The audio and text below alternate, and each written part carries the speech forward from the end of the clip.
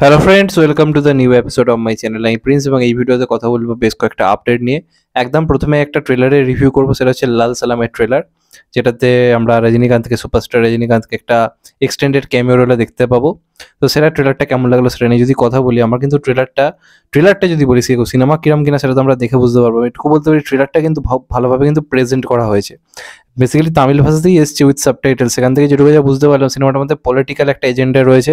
তার সঙ্গে সঙ্গে এখানে যে ছেলেটা বিষ্ণু বিশাল যে চরিত্রটা প্লে করেছে, একজন ক্রিকেটার, কিন্তু সে কোনোভাবে কোনো রাজনৈতিক একটা ঝামেলার মধ্যে জড়িয়ে পড়বে এবং সম্ভবত রজনীকান্ত এখানে বাবার চরিত্রে পাঠ করছে, এবং যে কিন্তু এককালের বা বলা যেতে পারে একজন নামকরা একজন ব্যক্তিত্ব, তার ছেলেও। এবার কিছু একটা হবে রজনীকান্তের সঙ্গে, সেটা রিভেঞ্জ নেওয়ার জন্য ছেলেটার জীবনে একটা কিছু ঘটবে। আমরা যেটুকু যা ট্রেলার দেখে মনে হলো, এবার গল্পে অনেক চেঞ্জেসও থাকতে পারে। এই ট্রেলারের যেটা সব থেকে বড় প্লাস পয়েন্ট, যেটা এই সিনেমাটা হতে চলে, সেটা হচ্ছে রজনীকান্তের স্ক্রিন প্রেজেন্স। লোকটাকে জাস্ট দেখো, তাকে তার যেটুকু তার অ্যাক্টিভিটি ট্রেলারের মধ্যে, বাদবাকি ট্রেলার একদিকে, রজনীকান্ত একদিকে। লোকটা 73 বছর বয়স, এই বয়সেও দাঁড়িয়ে যে স্ক্রিন প্রেজেন্স দিচ্ছে না, ইয়ংস্টার যারা অ্যাক্টার রয়েছে তারাও বস দুহাত তুলে সেলাম জানাবে রজনীকান্তকে। এর আগে জেলারে তো দেখিয়ে দিয়েছে কি করতে পারে। এবার এইখানেও তার যেটুকু যে প্রেজেন্স, ওইটুকু প্রেজেন্সই দেখবেন সিনেমা হিট হয়ে গেছে। রজনীকান্তের এই এরাটা রয়েছে এবং ফিরে এসেছে, জেলারের মাধ্যমে অনেকটা সেটা ফিরেও এসেছে, মাঝখানে হিটটা কমে গেছিল। তো জাস্ট আনবিলিভেবল, রজনীকান্তের স্ক্রিন প্রেজেন্সটা আনবিলিভেবল। আর এখানে যে বিজিএমটা বাজছে আর সেটা খুব ভালো লাগছে। এবং যেটুকু যে অ্যাকশন রয়েছে, রজনীকান্তের একটা অ্যাকশন রয়েছে দেখবেন ট্রেলারের মধ্যে, ওটা বেসিফেক্ট এবং ক্যামিওটা খুব পাওয়ারফুল হতে চলেছে, যেটা কিন্তু বোঝা যাচ্ছে। তো এবার দেখা যাক ফাইনালি কেমন হয়। ডাইরেক্টরের প্রতি আমার বিশ্বাস রয়েছে, কারণ এখানে রজনীকান্তের মেয়ে একটা ডাইরেক্টর, এবং সে এর আগে একটা কাজ বানিয়েছিল 3। আমার ওটা দুর্ধর্ষ লেগেছিল। আমি তো ওটা আলাদা করে রিভিউ করবো, আমার দেখা আছে সিনেমাটা, আমার একটা রিভিউ মনে হলো করা উচিত, অবশ্যই আমি করবো। ওটা ধনুষের one of the best movie, এবং আপনাদের মনে আছে হয়তো কোলাবেরিটি বলে যে গানটা বেরিয়েছিল, সেটা ওই সিনেমারই গান। তো ওটার একটা রিভিউ আমি করবো পরবর্তীকালে। কিন্তু ওই পরিচালকের এই কাজটা দেখেছি বলে আমার এই কাজটার প্রতি একটা বিশ্বাস রয়েছে, এবং আশা করছি ক্যামিওটা এখানে রজনীকান্তের জবরদস্ত হবে।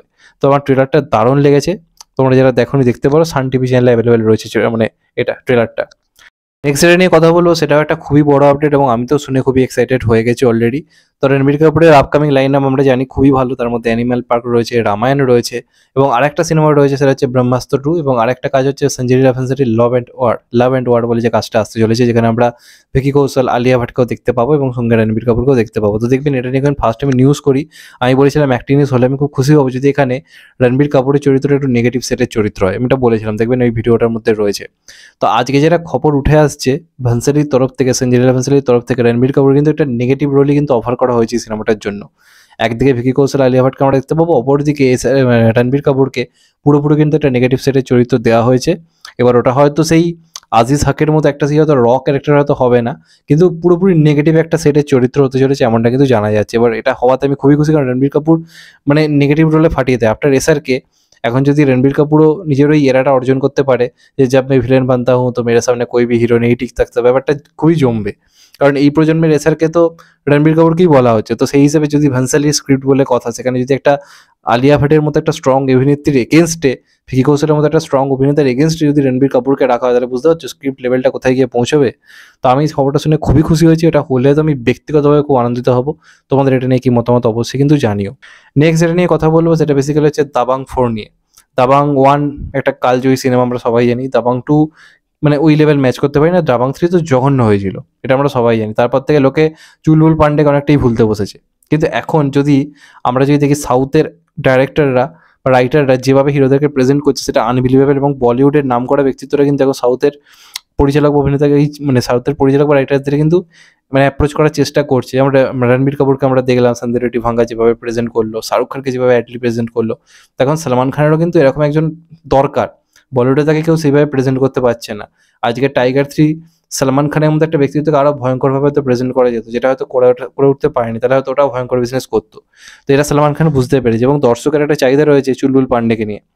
তো দাবাং 3 এর পর অনেকের একটা ভরসা ভেঙে গেছিল চুলবুল পান্ডে চরিত্রটাকে নিয়ে। তো এখন কিন্তু আবার নতুন করে দাবাং 4 এর কিন্তু প্ল্যানিং করা আছে, এবং আমাদেরকে বলে রাখি অ্যাডলির সঙ্গে সলমান খান মিটিং করেছে এই সিনেমাটা স্ক্রিপ্টের কাজের জন্য। আপনাদেরকে গ্যারেন্টি দিয়ে এটা জানিয়ে রাখলাম, এটা নিয়ে কথাবার্তা চলছে অলরেডি। গ্যালাক্সিতে অ্যাডলিকে দেখাও গেছে এটা নিয়ে মিটিং করতে। তো সেখানে কিন্তু কথা উঠছে দাবাং 4 নিয়ে প্ল্যানিং চলছে, এবং অ্যাডলিকে পুরো স্ক্রিপ্টের দায়িত্ব দিয়ে দেওয়া হয়েছে। বলেছে তুমি তোমার মতো করে করো, তুমি তোমার মতো করে স্ক্রিপ্ট লেখো, এবার আমরা ওটাকে আমাদের মতো করে বানাবো, তোমার লেখা স্ক্রিপ্টের মাধ্যমে হবে। তো 3 আমরা যদি দেখি সেখানেও হালকা স্পিন অফ দেখানো হয়েছিল গল্পটার, চুলবুল পান্ডের আগের গল্পতে। এবারেও যে গল্পটা খুব সম্ভবত স্পিন অফই হতে চলেছে, চুলবুল পান্ডের আগের গল্পই কিন্তু হতে চলেছে, সিকুয়েল কিন্তু না, এটা আগের গল্পই হতে চলেছে, এমনটা কিন্তু মানে জানা যাচ্ছে। মানে চুলবুল পান্ডেকে নিয়ে এটা একটা অন্যরকম কিছু একটা করা কিন্তু প্ল্যানিং চলছে। এটারই স্ক্রিপ্টিং লেভেলে কাজ দেওয়া হয়েছে অ্যাডলিকে। অ্যাডলি সম্ভবত ডাইরেকশন এটা করবে না। অ্যাডলিখানে মানে যেরমভাবে আর কি এই সিনেমাটার ক্ষেত্রেও, বেবি জনের ক্ষেত্রেও যেভাবে অ্যাডলিকে সহকারী ডাইরেক্টর হিসেবে রয়েছে, এটার ক্ষেত্রেও তাই হবে। তো ডাইরেকশনটা আবার কে করে, সাউথের আমি কেউ চাই করুক, তারা হিরোকে প্রেজেন্ট করতে জানে। তো সালমান খানের একটা ওরকম ডাইরেক্টর দরকার যারা সালমান খানের মাস্ট ইউফোরিয়াটাকে প্রপারলি বড় পর্দায় প্রেজেন্ট করবে। তো এটার পরে একটা সত্যি কথা বলতে দাবাং পূর্ণ একটা আশা বাড়লো, এবং আশা করছি অ্যাডলির হাত ধরে দাবাং নিজের মানে চুলবুল পান্ডে স্বমহিমায় ফিরবে, এমনটা আমার বিশ্বাসও রয়েছে। দেখা যাক ফাইনালি কি হয়।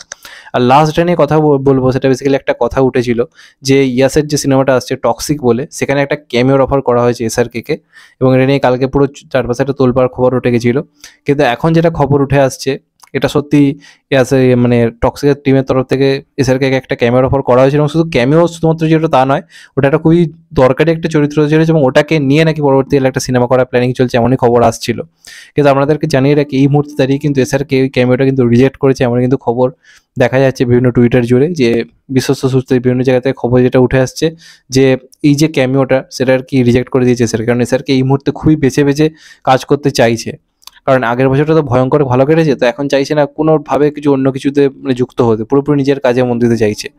এবার আরেকটা ব্যাপার হতে পারে যে পুরো খবরটাই হয়তো ভুয়ো খবর, মানে এরকম কোনো ক্যামিও করবে না করবে, কারণ দেখুন এসআরকে এখন একটা হট টপিক, আগের বছর থেকে এই বছর এসআরকে একটা ভয়ঙ্কর টপিক, এবং জানে মিডিয়া যে এই বছর বলিউডে এমন এমন কিছু সিনেমা আসছে না যেগুলো নিয়ে বিরাট ভিউজ বা স্প্রেড হবে, এমন কিছু সিনেমা এই বছর নেই। তো সেই হিসেবে এসআরকে নিয়ে যদি কিছু নিউজ করা যায়, তো স্বাভাবিকভাবে জিনিসটা স্প্রেড হবে, অনেক বেশি ভিউজ হবে, অনেক বেশি আলোচনা হবে। তো এটাও কিন্তু একটা কারণ হতে পারে, হয়তো এসআরকে সব কিছু জানেই না, হয়তো এগুলো মিডিয়ারই বানানো খবর, এটাও কিন্তু হতে পারে, উড়িয়ে দেওয়া যায় না। আর এমনিতে একটা খবর উঠে আসছে যে ক্যামিওর অফার দেওয়া হয়েছিল, কিন্তু এসআরকে মানে রিজেক্ট করেছে। এবার দেখা যাক ফাইনালি কি হয়। তোমাদের মতে রিজেক্ট করা কি উচিত নাকি উচিত নয়, সেটা নিয়ে অবশ্যই কমেন্ট করে জানাও। আর যদি চ্যানেলটা নতুন হয়ে থাকো চ্যানেলটাকে সাবস্ক্রাইব করে দিও, অ্যান্ড কেটে দেবে লাইকন। ভালো থেকো সবাই, টেক কেয়ার, নমস্কার, আবার দেখাবে। এখন তো ভাই সবাই ভালো থেকো, নমস্কার, টেক কেয়ার, আবার দেখাবে, ভালো থেকো সবাই, টেক কেয়ার।